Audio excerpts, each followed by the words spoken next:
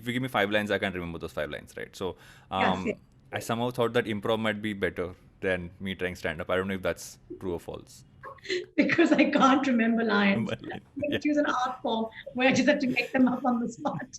yeah, yeah. Yeah, agree to it. Agree That's to why I'm a podcast host. I can't remember any lines. I'm also horrible. The other day I had to, like every time I have to, it's so funny. I think, and maybe I'm wrong, but growing up, we didn't have to mug up for school. Like we Hmm. didn't have to mug up information. Like in South Yeah. Africa, all the exam questions were like in your own words. And if we Hmm. wrote it verbatim, like we would be penalized. We had to Hmm. write in our own words. So I'm like, for me, it's really difficult to like mug up stuff very Yeah. quickly. I just Yeah. don't have that skill. And so every time I go to shoots and there's like these laboriously long, scripts, I'm screwed. Like I tell them in advance, guys, we need a teleprompter or a laptop. Otherwise, this 8 hour shoot is going to easily be 20 hours because I can't mug up lines. You should just do Um, what Akshay Kumar does. what does he do? Stick someone's So phone the together. yeah, so Akshay Kumar actually is a person who needs a teleprompter, right? It's a Yeah. well-known fact. It's a fact teleprompter. He's also like if he's talking to a co-star, he'll have the paper stuck on their like face or chest or something. He can read it off it. And like but because he can handle that eye contact thing really well, so it doesn't seem like he's reading, but Yeah. Yeah. he's really bad at remembering lines, and he's just figured a way to work around it by having multiple like I've done shoots where like multiple like scripts are in all directions. In case he looks anywhere, he can see the script somewhere. Yeah. So yeah, you can just do that. Smart. If you need, Varun, if you need me to, if you need to remember anything, I'll just stick it on my head. Tell me what it is. I'll stick it on my head and you can continue this. One of the things I've always wanted to do was stand-up comedy. I'm really scared to get on stage and try to be funny because I'm just worried nobody will laugh. But more than stand-up comedy, what I'm even more scared of is improv comedy. To improvise on stage and come up with stuff that would make people laugh. And I've seen such phenomenal improv comedians over the years, and I always look at them and say, wow, how do these guys do this? How do they come up with so many things that are funny on the fly? One such improv comedian is Kanis Surka.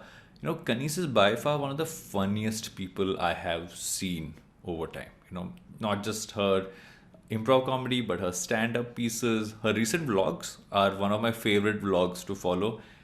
And I really wanted to get it on the show, not just to understand where that comedic juices or comedic sauce kind of comes from, but also to understand improv comedy a little bit, and understand where she finds motivation and inspiration to really be the kind of comedian she is, because she is unique in what she does, as every single comedian is. And that's what's ahead on this week's episode of the Varun Dugi Show. I don't know why I can't say the Varun Dugi Show properly, but I'm saying it now. That's what's ahead on this week's episode of the Varun Dugi Show. I am Varun Dugirala. Right back with Kani Sutta.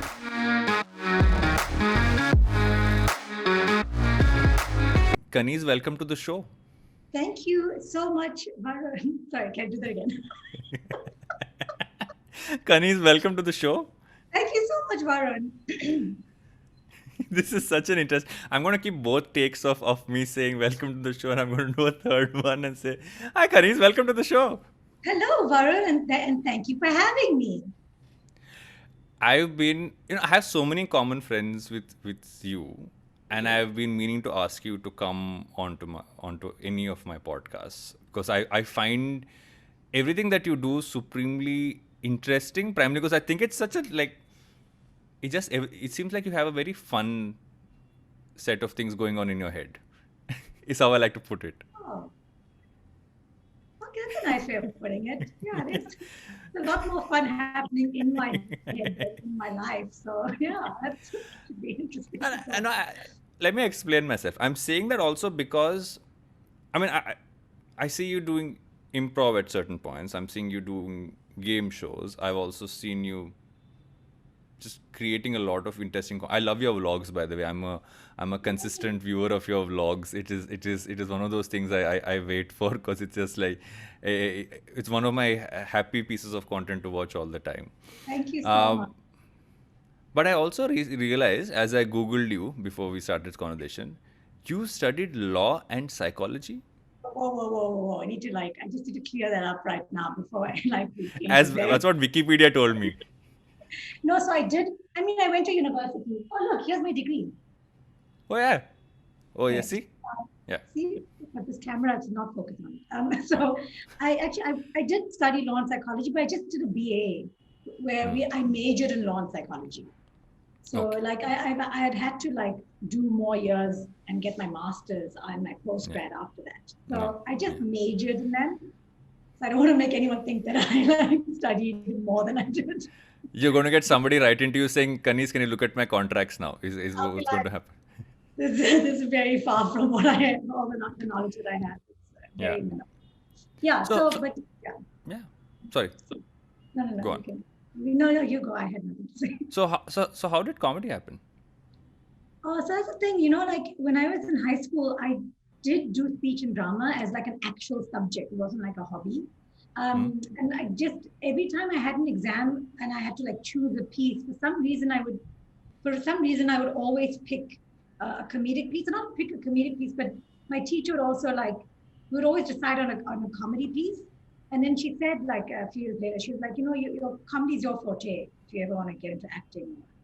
And I was like, oh, but even in South Africa, stand up comedy was not a thing then either. Like just like Hmm. India, it wasn't a viable career option, or even I don't even remember it existing. So that was something that happened in America. So after university, after school, I was like, I should go get a degree in law or psychology or something. Yeah. Um, and I did. And then I came to India for a gap year after. So basically, I studied acting in school, and I would Hmm. like tend towards comedic roles. And then after university, I decided I was going to come to India for a year and then go back and finish my law degree, which I didn't do.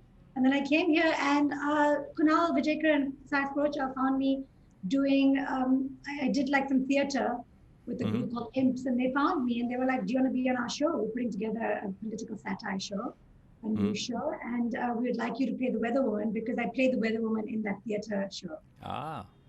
And then they were like, you can come once a month and do the weather because they had Juhi Pandey was playing. She was going to be the main cast member. Hmm. But then Channel V there was some contractual stuff between the channels. Yeah. And we were like, can you just play all the parts? And I was like, oh, Hmm. okay. And then that's how I got into comedy. Yeah, I remember that show, right? And that show for me was so interesting, A, because while all of you all were playing with different characters, there were reasons why we'd want to see each of you doing what you were doing. You would come in, and I think the number of roles that you played were was so wide, but Yeah. they were so interesting because you were trying not to be every single stereotype, but it was just hilarious to watch every single character you'd play. Uh, was there also a time like you kind of really figured, okay, this is something I really enjoy doing, and I want to do more of that? So that's the thing. Like I did the week that wasn't. I was doing it, and then what happened was in 2012, sorry, 2010, 9 and 10, the like stand up and improv kind of people started doing stand up and improv and started doing shows and that kind of started in India. And because I was already doing the week that wasn't, I kind of got into the whole scene. Actually, I wasn't Mm-hmm. even a scene, but like a few of us were doing comedy, and so I was doing improv, and I remember I'd go to an open mic, and there'd be like three stand-up comedians, and then we would do improv for 20 minutes. Yeah. And it was like a comedy open mic in general. So because people knew I was already doing comedy, like I kind of just flowed into this new Yeah. wave of comedy when it started in 2010, 11. What's your so I want to ask about improv because I have always found improv to be extremely scary yet so exciting that I want to try it out at some point of time. Is there a process? Is there something that I don't know? I mean, I'm just leaving it very open because it's so intriguing to see improv happen, but I feel like it's also really scary to see it. I like saying, "Oh, okay, can I even like try it ever?" So, that's the thing about improv. Like, it is scary, but if you follow some of the rules, like they Hmm. have principles and guidelines, and if you follow some of them, it actually becomes a lot easier. It's not as like ad hoc as it seems. Like there is a slight process we're following in terms of trying to stick to the rules that have been given to us, because it Yeah. does make it easier then to like build a scene with somebody else. But also with regards to the scary part, it's actually I find it less scary than stand up because Hmm. while stand up is prepared, the nice thing Yeah. about improv is that you're with other people on stage. That's So, true. That's true. if you crash and burn, it's everyone crashes and burns together. And if you succeed, everyone succeeds. And I like Yeah. that idea that you're not alone on stage as opposed to Mm. like stand up, where Yeah. if a joke doesn't work, it's just you. And you're like, moving along. So I was supposed to work on a stand-up set, a small one last year, because I said I want to give it a try. That's one of those things I've always wanted to do. Um, Pandemic happened to stop me. Yeah. I was like, okay, this is a sign. I wanted to do stand up and a pandemic hits. Yeah. I actually, there's also one more thing which I found interesting, right? Is that with stand up, you have to prepare so much and you have to remember, and you also kind of testing and getting it right. With improv, at least, like you're just going in there and saying, I want to learn what the rules are, but Yeah. it's also maybe a little more. I mean, for people who can't remember things as easily as me, like I can't, like, if you give me 5 lines, I can't remember those 5 lines, right? So Yeah. Same. I somehow thought that improv might be better than me trying stand up. I don't know if that's true or false. Because I can't remember lines. But, I'm going yeah, to choose an art form where I just have to make them up on the spot. yeah, yeah. Yeah, agree to it. That's why I'm a podcast host. I can't remember any lines. I'm also horrible. The other day I had to, like every time I have to, it's so funny. I think, and maybe I'm wrong, but growing up, we didn't have to mug up for school. Like we Hmm. didn't have to mug up information. Like in South Yeah. Africa, all the exam questions were like in your own words. And if we Hmm. wrote it verbatim, like we would be penalized. We had to Hmm. write in our own words. So like for me, it's really difficult to like mug up stuff very Yeah. quickly. I just Yeah. don't have that skill. And so every time I go to shoots and there's like these laboriously long scripts, I'm screwed. Like I tell them in advance, guys, we need a teleprompter or a laptop. Otherwise, this 8-hour shoot is going to easily be 20 hours because I can't mug up lines. You should just do what Akshay Kumar does. What does he do? Stick someone's So phone the yeah, so Akshay Kumar actually is a person who needs a teleprompter, right? It's a Yeah. well-known fact. It's a fact teleprompter. He's also like, if he's talking to a co-star, he'll have the paper stuck on their like face or chest or something. He can read it off it. And like but because he can handle that eye contact thing really well, so it doesn't seem like he's reading, but Yeah. Yeah. he's really bad at remembering lines, and he's just figured a way to work around it by having multiple, like I've done shoots where like multiple like scripts are in all directions. In case he looks anywhere, he can see the script somewhere. So yeah, you can just do that. If you need, if you need me to, if you need to remember anything, I'll just stick it on my head. Tell me what it is. I'll stick it on my head and you can continue this podcast. Hi, guys. Welcome to the Varun Doogie Show. Yes, Doogie, right? Jugi. So the weird part is what's happened ever since I made my Instagram account Varun Dugi. My last name is Dugi Rala. Okay. Oh, And now I get emails saying, "Hello, Mr. Varun Dugi." It's still better than when Vodafone once called me and saying, "Hello, Mr. Varun Dongrila." So it's I've a step up from being called Dongrila is me becoming "Hello, Mr. Varun Dugi." So yes, I've improved on that. Your last name would have also gone through many. No. no, actually not. Apart from the like the fact that everyone always puts an H in it. I don't know why. It's Hmm. always Surkha. Hmm. I'm like, no, it's just Surkha. There's no H. Hmm. People Yeah. always trying to, but that's about it. Otherwise, people get it. Surkha's Yeah. pretty straightforward, right? That's true. Yeah. Surkha. You mentioned the rules of improv. What are the rules of improv? Oh, so see, that's the thing. Like in improv, when the whole, like one of the basic tenets of improv, and it's actually a rule that it's like you cannot break. The other ones you can still break, but this one you can't break, is what they say, is you have to be in agreement. So Hmm. I think the whole idea is like just say yes to what's happening so that we can move forward. Like if you say no to any information that's been given to you, or if you negate something, it just becomes really difficult to move on. So just agree. Like if I walk into a room, if I walk into a scene and it's you and me, and I'm like, "Hello, my beta, my beautiful son," and you're like, "I'm not your son, crazy lady from next door." Like Hmm. we have to start again where I become the crazy Ah. lady. If you just said yes, then we can continue with the mother and son relationship, and not So I go like, "Hi, mama." exactly. You have to say yes and then just continue. And then it's yes and. So you say yes and then you add another new piece of information Hmm. so that we're building the scene together. It's not just me Hmm. leading the scene into one direction. So it's really nice, actually, like Oh wow. building I never something. thought of the yes and the no having such an effect on it. It's It's, and the no, the thing is, the no will get you a laugh. Like if you say, "You're not my mom, you're the crazy lady from next door," and everyone's like, "Ha ha ha ha." Yeah. Like it'll get you the laugh, but it's not worth it because we It's just, a full stop. It's like it's making it tougher for the other person to improv after that. and you'll get a much bigger laugh later on if we like just, have faith in what we're building together. So, What else? What else? so yes, and be in This is agreement. going to be an improv class. Yeah, I know, basically. I'm like, Improv class today. Yeah. improv class with Kadiz through the podcast. Yes, and listening is really important. Like we really teach to react versus acting. Like react to what that person said. Don't try to be less in your head and try to actually be in that moment with that person. Like, beta, what are you doing? Oh, mom, oh, like maybe you got caught. Like just react to the mother in the room. God, I'm trying to react, listen, make eye contact. Like just the whole idea of improv is that it's you and another person building a scene together. It's not just you, it's not just them. Yeah. So learn to give, learn to take. It's like a relationship. I think you can really apply improv rules in relationships, and like just learn to it's you and this other person building something together. So there's gonna be times where you need to lead, and there's gonna be times where you need to take a step back, and vice versa. Yeah.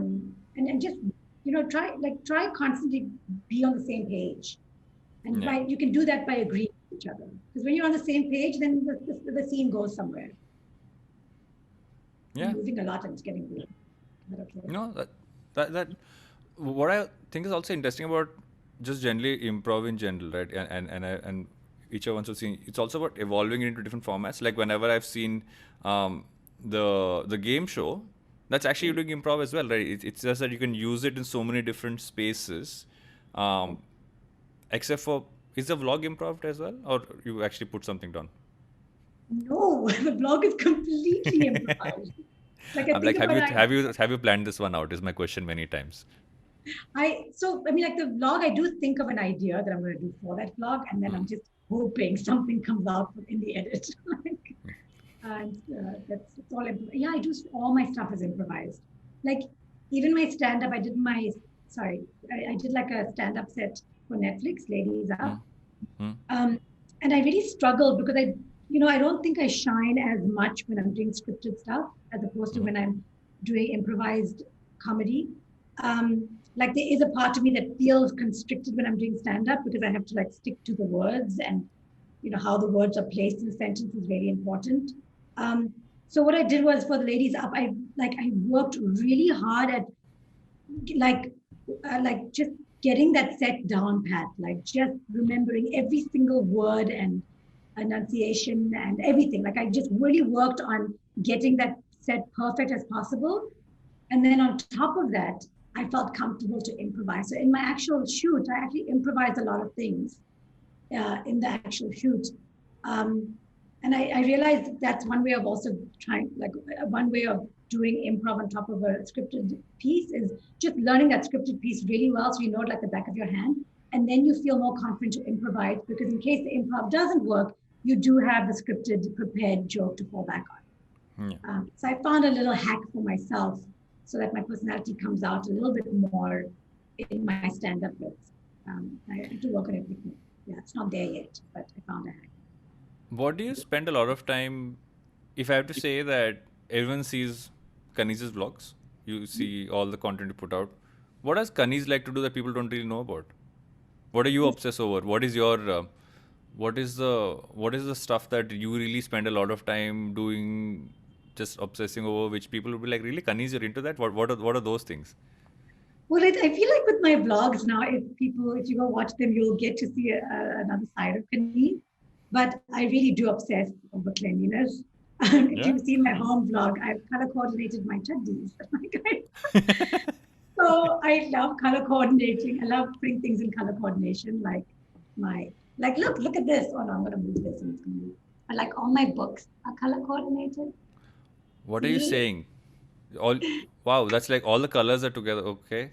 Yeah, and then my chaddis and all my clothes are the same way. And so I really like things being super neat and clean, because I feel like all that fun stuff in my head sometimes Uh, becomes a little bit too much for me to also handle. And so when I have a clean, organized space, my mind feels a little bit better. Because there's a lot going on with everyone's mind, I'm yeah, sure. it's interesting you said that, right? And I've heard this from many people. Is that if you like to keep things, do you have one space that you like to leave messy? I have many people I know who like to keep things very clean, but like that one cupboard or will have that one spot where it's a mess because you need to have one thing that's messy. Do you have one messy thing? Just to say, look, it's not entirely cleaned up. Do you have that? Because I've seen a lot of people do that. Um, yeah, no.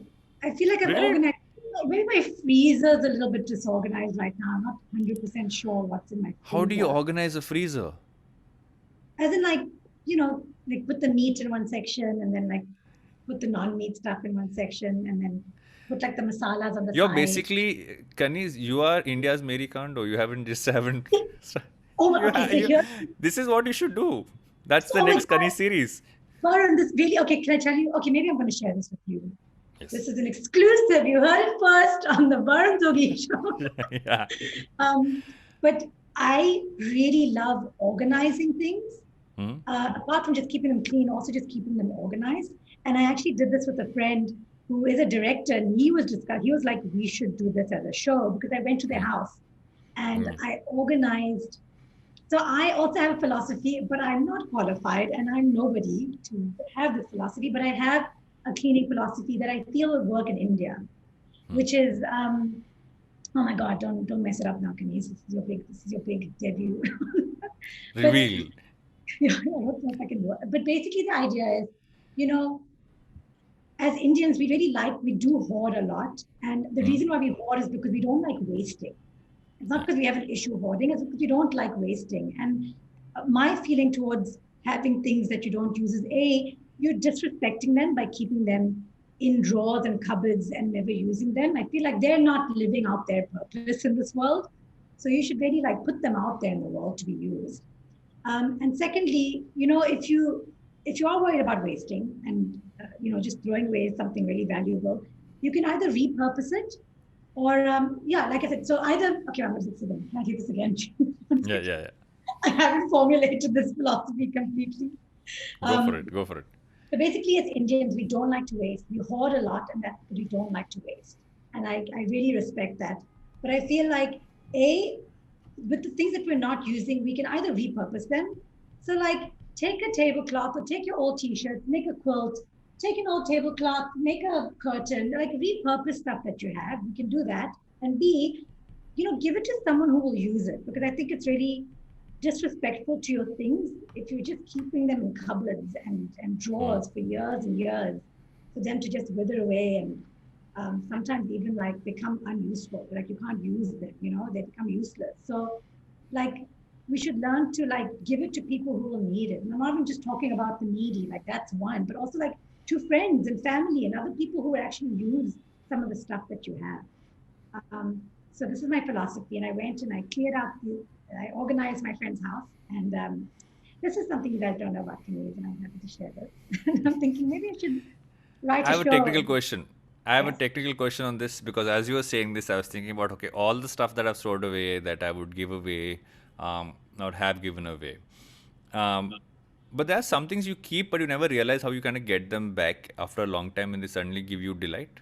And that's always been a problem in my head, right? I'll give an example. We were visiting my mom, and my mom takes out this box and gives it to my daughter. It's my GI Joes. So she takes my GI Joes when I was a kid. She stored away, gives it to her. My first instinct in my head is like, damn, it's my GI Joes. I don't want to give it to anybody, right? But I've forgotten about them. I don't remember playing with them for I don't know how long, right? Like I'm 38. Last time I played with them must be like what, 14, 15 at Yeah. worst case. Okay. Yeah. Um, but now they're around the house. So whenever I see one of them, it's just one of those things you have around. So how do you kind of split up Mm. stuff that could maybe in the future give you delight and stuff that like kids like a lot of layers early clothes we're gonna given away, right? We're giving it to somebody who's having a kid, clothes, toys, stuff, because no point keeping that around. Yeah. But Yeah, I don't know. I think that's one thing that holds you back. Okay, maybe I might want this later on in life, and My kids or maybe this no, nice Tony Stark bobblehead might be something I'll enjoy later on in life. And I really don't think so. No. Sure. I mean, when it comes to sentimental, sentimental items, it does become a little more difficult to give them up, or you might think they might become sentimental in the future. But I feel like it's something you practice, like giving. Like when you start giving, when you start organizing, it actually becomes easier. And like with regards to your GI Joes, like sure, it's nice to see them now, and your daughter gets to play with them, but in these 20 years while they were sitting in your mother's closet, like some kid could have been playing with them, could have that's got true. like 20 years worth of joy, That's true. maybe, and honestly, I don't think your daughter's life is going to be any less without them. Yeah. Um, I don't know. It's like a moment.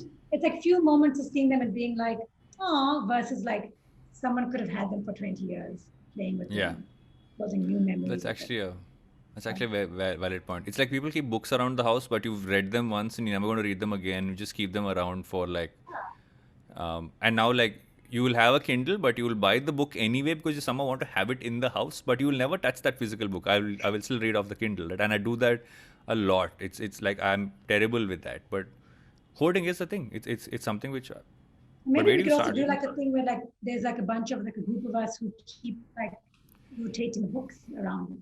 Yeah. Like you can give me all the books you haven't read, or that you've read, sorry, and I can give you the books that I've read. And you can start like a little, oh, it's called a library. That's what it's called. Do you remember lending libraries? Did you ever go through lending libraries when you were Like, younger? what is that? Like a normal library. So, India, Yeah. and I want to understand, and it was something I went through is that you didn't have like public libraries which you could kind of go to, and I never knew of one like which had like books for kids and stuff when I was growing up here. So what people started doing was exactly what you said, that you would take a bunch of books that you have, you would just say in my house there is a lending library, and then I would go to someone's house, and they would lend me a book and it'll have the token and all that stuff, and I'd come back and give it to them. And so every area when I was a kid, or every few areas, and I come from a small town called Kakinada. It's no longer a town, but when I was growing up, it was. It's called Kakinada. It's on the coast of Andhra Pradesh, Wow. and I used to go there and take a book, and sometimes somebody wouldn't have a book, and somebody would leave a note there, and sometimes I feel like you don't have those things as well. Like what you're saying is interesting because you're asking to rotate stuff, and what is fun is sometimes you get something which somebody else marked out, let's say a paragraph, or they left, and young people today won't get this. You open a book and you find somebody's kept a leaf inside which has gotten pressed, and there was a beauty to finding those things. You can't find that in a Kindle, although I can only Exactly. read on a Kindle now. And maybe like, yeah, you're talking about books right now, like a lending library. Like we could have like, I don't know, a lending crockery like Yeah, service. Like, there's we so could, much like stuff. Yeah. yeah, we could do that with like clothes. We could do that with so many things. That would be such a nice way to like build a small community. Yeah. Yeah. And I like what you're saying. What you're saying is not minimalism, because you're just saying that share it, because I watch every minimalism documentary and series and I'm the least minimalist person. I'm like, my standing joke is I'm a minimalist now. That's why I bought 3 black t-shirts. I'm like, like that's my And meanwhile, your house has like a million things. yeah. Like, look Yeah. behind you. What is that? Is that a fan? Is that a table fan? Yeah, I have a table. There's this tiny table fan which doesn't work. It's just a prop, which is behind me. There's art. There is Oh, photographs. Got see? God right behind me. So that's the thing, like you said it, you've put it so beautifully, like the idea of sharing. That's a big part of my philosophy. I'm gonna write that down. See, I'm still like developing it. I'm still developing Yeah. it, but the idea of sharing, yeah, that's the idea. Share your stuff. What I think also with sharing, what's also nice with what you're saying is that it feels like an easier place to start. Because normally when you say declutter, it's also you get a lot of like Thank stress you. in your yeah, you get worried like what am I going to let go of. And I was watching this minimalist documentary called Less Is More. I think that's what it's called. It's on Netflix. I saw it. It's these two guys called the Minimalists Right. who do this podcast, and they have like a couple of these docus. And And they have this thing about saying every day of the month you got to give up one thing, and And I'm like, I mean, how do you choose? Like they said, take a box, take one thing, and let go of it. But I guess from an American context, it's easier to kind of let go and give it off somewhere. I don't even know if you have thrift stores or any of those things. that's the thing. Also, like culturally, I don't think they have an issue like throwing things away as much as we Mm. do. Like we Yeah. really don't. I mean, growing up, I remember my mom would save wrapping paper, which none of the other South African kids would Yeah. do. It was very, like, we just don't Under the like, mattress, keep yeah, fold it and keep it under the mattress. Yeah. exactly, keep it straight.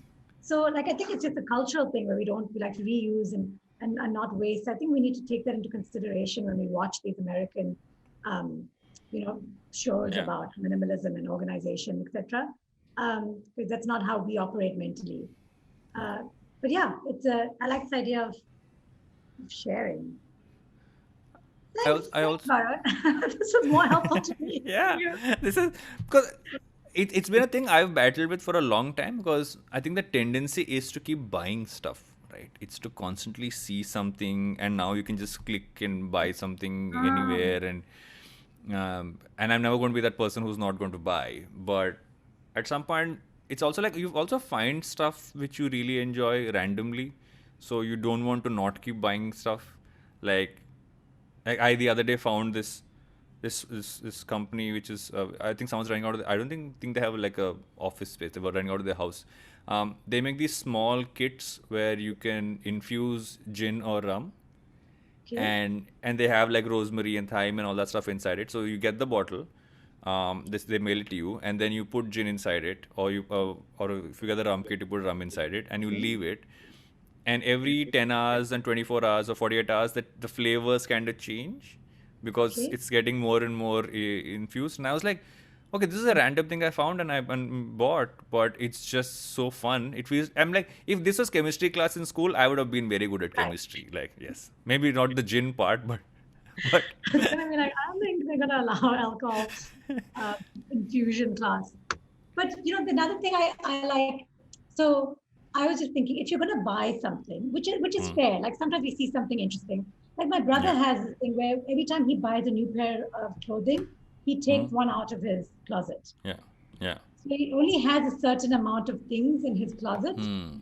and it never increases or decreases. So as soon as he buys Yeah, something new, he removes something. And I feel like maybe we could do that with our things as well. Like if you do yeah, buy this gin infuser, then get rid of one thing in your house. Get rid of an old mug or an old yeah. jug. Use it as I don't know, like just get rid of one thing so that you're not collecting. You're just kind of not rotating, but you're, what's the word? Like you're not exchanging. You're I'm actually forgetting the word as well. It's okay. okay. Yeah, you're upset. Rotating is the word we're going to use. Okay, we're gonna use rotating. Yeah, so it doesn't end up being like more and more stuff. That's something good. Yeah. Yeah. So Just taking a slight segue, how did the vlog start? How did the idea for the vlogs kind of kick off? Was it just like, okay, let me just try doing this and see how it goes? And was that, or like, what was the idea? the idea was like, oh, I think I'm becoming redundant. Let me think of something quick to stay relevant. Um, no, I'll be honest with you. My friend Tanmay Bhatt has been trying to get me to make vlogs since 2015, Mm-hmm. when they became a thing, when they started being a thing back then. I just never had the confidence, or Yeah. I just didn't even know how I would do it. And then, yeah, I guess this last year, it took me like at least 4 months. Like actually shot a lot of things, but again, I still wasn't sure how I was going to put them together. And then I found a great editor, which helped Hmm. so much. And then one day I just made my first vlog and I put it out, and then I was like, oh, I can't go back It's on out there this. now. Yeah. I have to continue. I really like making my vlogs. I They feel very much like, I think if you really want to see what my personality is like, my vlogs probably are the best representation of who I am really. It's a Yeah. slightly exaggerated version of myself, slightly, because it is on camera and it's a slight performance, but it's close to who I am. It's the closest to who I really am. It's fun, and I really enjoy the edit process as well. It's not just the Hmm. shooting and the content. Hmm. Like, it's fun to, put together these edits. It's a fun process from start to end. I think the worry is and most of these things I'm like literally have notes in my head that okay, if I ever do vlogs, the Yeah. worry is okay, how am I going to hold me holding the camera, looking at it, and there's too much baggage also, right? Like because I worked behind the camera for so long, suddenly to be in front of it and then hold the camera, I'm like, will I suddenly start sounding like a caricature of what I think vlog should sound like? What do I even say? Yeah. Will nobody watch? Is like one. That's always there. Like my numbers Yeah. have been dropping considerably. And at first I was like, oh shit. And then I was like, meh. It's also tiring playing this numbers game. I can't like Yeah. be chasing numbers. It's tiring and it's boring and it's too 2014 to care about Yeah. these things now. Yeah. I'm also just going to have faith that if I keep putting out stuff, I'll build my own audience, my dedicated audience to my content. But yeah, but Varun, I get very embarrassed when I'm in public and I have Yeah. this douchey selfie stick and it looks so ridiculous. And I'm like, hey guys. And if you notice in some of my vlogs, if I'm in public, you'll see I'm a little more shyer than when I'm Yeah. bumping. No, forget being shy. You just like nervous too. You're like, okay, am I holding it? Is what? It's that whole like, is someone looking at me? And I feel vlogs have that more than anything else. Because at least when somebody else is shooting you, you are not really concerned about, because here you're concerned about framing and saying something. And is that random uncle in the back looking at me weirdly? All three together, and that I guess, and this is where I also feel like we have a disadvantage to people who have just started to vlog. Like someone's just out of college right now and want to vlog. Yeah. They've been doing shit on their phones since they've known being able to Hey, do hey, something on their hey, phone. hey, It's don't very put me in it's very don't natural. put me in your category, all right? I'm pretty cool and with it, Varun. You're pretty cool with it. Okay, fine, I'm kidding. fine. I don't understand. It doesn't come naturally to us, our Yeah, age, our generation. yeah. Yeah, you're right. Uh, And it's and I guess for them it's something. It's like it's what comes work. can you make a TikTok video? Sorry. Can you make, oh no, we can't do TikTok. So can you make like a dance reel video? I mean, I'll be like, "Ooh," as a comedian, I can't do anything unironically. Everything just so dumb. I figured a workaround because my dances are generally um, a little too obscene, I feel, for camera. Because I learned all my steps watching 90s Bollywood, so not necessarily the best point of reference for any dance move. So um, I work out like a maniac, so that's become my gateway to making reels now. I just Yeah, like work out, that's put that video up as in the reel. I'm like, okay, I found some way to do it. But what I also find interesting about the whole vlog piece is that, like you said, in terms of the edit as well, do you have a narrative in mind when you're shooting it, and then you kind of shoot it and then piece it together? Or how does that process kind of work? yeah. So initially, like I know my friend, like other people, they just shoot anything whenever they'll just pick up their camera and then afterwards they'll go and try to create a narrative by piecing it together. And I find that really hard. So I Hmm. do think of ideas before, like I'm releasing on Monday. Um, like Abish he's moved into a new flat and we're setting it up. Like I'm helping Hmm. him get like random stuff for the house. And so I shot a vlog of us going shopping for bath mats and Oh, nice. spoons and mugs. And the idea was like Kaniz and Abish go around Bandra picking up stuff for his house. And then, so it had like a narrative and a sequence. And so the edit became much easier for me. So the regular life has so much fun shit that we don't think will be funny. Like I was watching you showing the Mysore railway station, was it? Yeah. I was like, Like I tell you about the Mysore vlog. I uh, so it is hard for me because I don't like recording my life as much. Like I don't put hmm, up a lot of stories and stuff, and I really found it. I found it's becoming harder for me to like. I have so much more fun when I'm not, when my phone's like not, when I'm not capturing moments and I'm just like experiencing them. And I'm hmm. not trying to sound like some sort of like enlightened guru or anything of that sort, but like I've decided now that I'm just not interested in capturing these moments as much. So I didn't shoot a vlog for the whole week, and we visited all these really interesting places, my friend and I. When I Hmm. just didn't pick up my camera, and then on Saturday morning, between like 9 and 1, I ran back to all these places and shot my vlog because I wanted to. I was like, I need to get a vlog out, Yeah. but I didn't want to. use the time that I wanted to experience, have these experiences shooting a vlog. So I just went into that cover up situation on Saturday morning. Um, I have a that's how. technical question. Hmm, Can you actually speak Hindi, or is this actually how you speak Hindi? this is actually how I speak. There's no way I can act like that character. It's too hard to script those words. I don't even know what the hell I'm saying half the time. It's legit. Imagine My if I had English, said this is a Hindi podcast. I can speak to you in Hindi. Like I don't think my Hindi is that bad. Also, like of course when I speak that Hindi, I do slip You into a also you slight. also amp it up a little bit in terms of just the way you say it. The way I say it is definitely a character that I slip into, but the words I'm saying are genuinely the words I think. Yeah.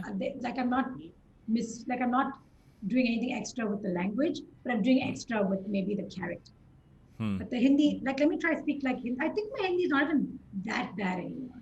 Hindi is not bad. I just said I think it's the way you say it and you don't Exactly. realize that you're saying all the right words. It's just that the way you're saying it. Mm.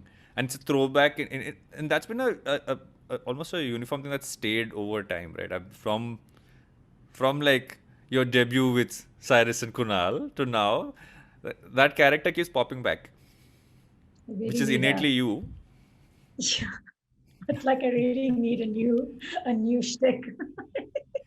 No, but How can I milk no, but this I think for? it's great. Let's see. Some characters are evergreen. This is one of Yeah. those. That's why, like, it's been 50, this week, I would have been in India exactly 16 years now, Hmm. pretty much almost half my life. And I Yeah. still haven't learned Hindi. And I think this is a big part of it that I saw myself like, like leveraging this bad Hindi for my comedy or even money sometimes in terms of like Yeah. video and content. And I was like, all right, I'm just not going to learn the language. Yeah. Just leverage it as long as I can. As someone Um, who's worked with the one person who I find the most, how do I put it? He's both the most frustrating and also the most interesting person to work with, which is Cyrus Brocha. there's like 10 people's names that came to my head. No, but I'm Cyrus going to Group. pick, let's pick all 10, one after the other.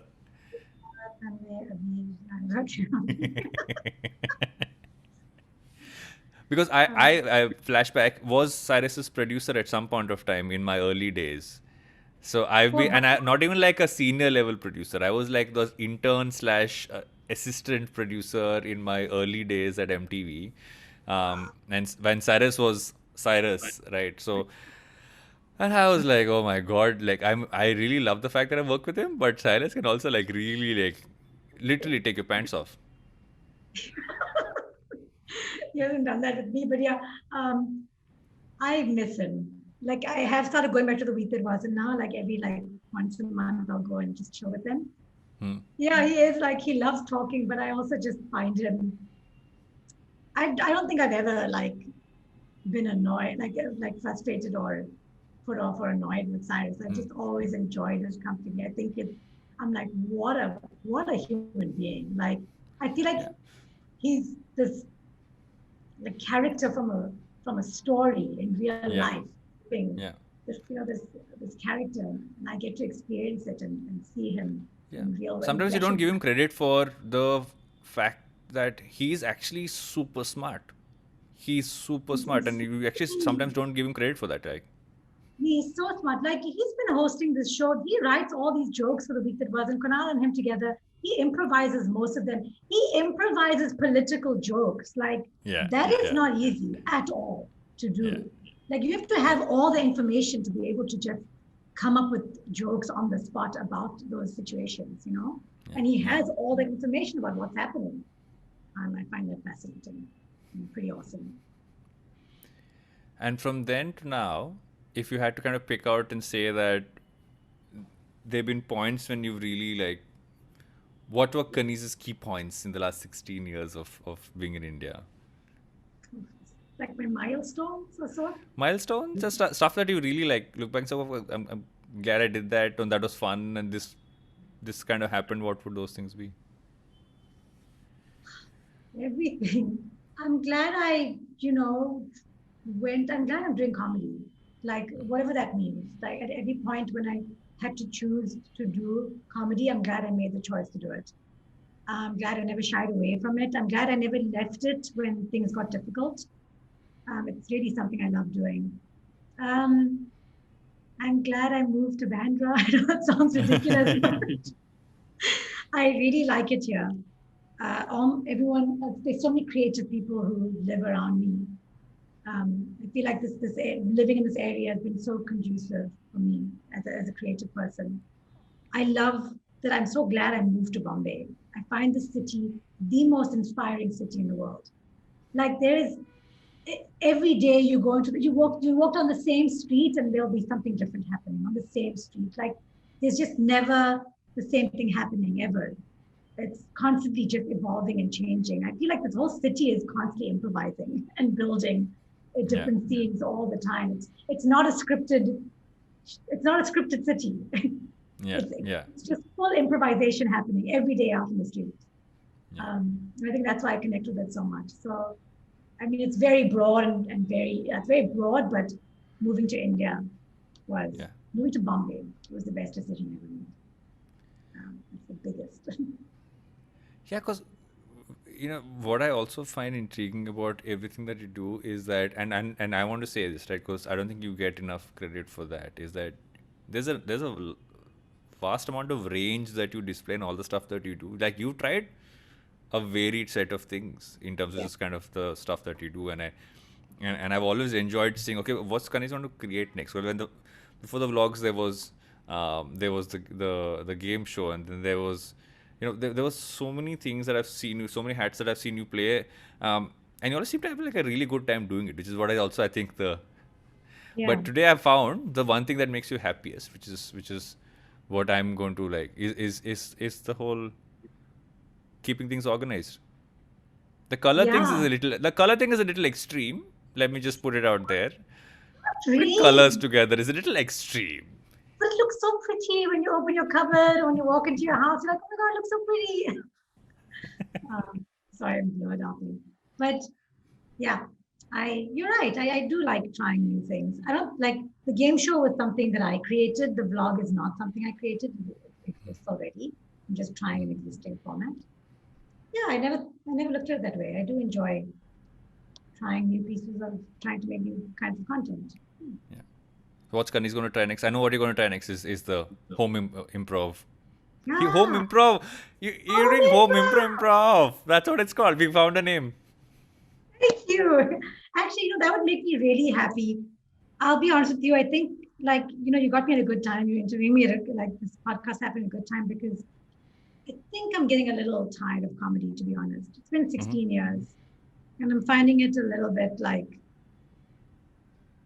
I mean, I enjoy making my vlogs and I will continue doing them, but I'm just tired in general of comedy. I'm like, I don't know what next. Like, I'll just do the next thing and the next thing. And I don't know if there's anything that I feel super connected to right now, Yeah. Yeah. any of my work. So, but I read something on someone's Instagram page. I don't remember who, but like if you're tired, you don't always need to quit. Like sometimes you just need to take a break. Maybe Yeah. I just want to take a break. Yeah. It's okay, just a short break. And I think I'll come back with the more, Yeah. I more. have this I have this theory, and I do this constantly, and it's really helped me, especially last year. It really helped me. Is that it's just called? I say you need to take a pause. You need to just reassess or assess, if that's the right word, and you can restart, right? So just taking that month off, taking that week off, taking that year off, and whichever period works, to just say, okay, I just want to, you kind of look back and say, because sometimes you're doing so many things Yeah, that you at some point need to kind of stop, and that stop doesn't nearly have to be like, okay, I have to do something for so long before stopping, right? I started writing a newsletter in November. I took a pause in like Jan. I said like I want to take a week off. I'm just figure out if because I'm just writing stuff every week, and I'm like, is it even making sense? yeah, I did my podcast for like 100 weeks, and then I took a break for a month, right? So 100 weeks on the trot, and I was like, okay, I've done it for 100 weeks. I need to at some point sit down and think, do I want to change some stuff around? And that's how this show happened, right? This show happened because I said, do I want to just talk about marketing and advertising and business, which I will always talk about, but there's so much more stuff to talk about, like what we've spoken about today. About I never knew you were into organizing stuff. I'm like you've given me a few points for how I should look at that, or just to those rules on improv, and there's so much stuff to learn from everybody around you that why not explore those as well? So what you're saying makes perfect sense. Yeah, I need to do what you're doing. I feel like a lot of my life has just been very self-focused. And maybe it's time to like listen to other people's stories and talk to people, and not necessarily a podcast form, like even just going and meeting people and talking Yeah, to them. yeah, yeah, I think it's time to kind of understand what the other people are doing in their life and what their filters are and how they view yeah, their world, yeah. to get out of the bubble, maybe. Yeah.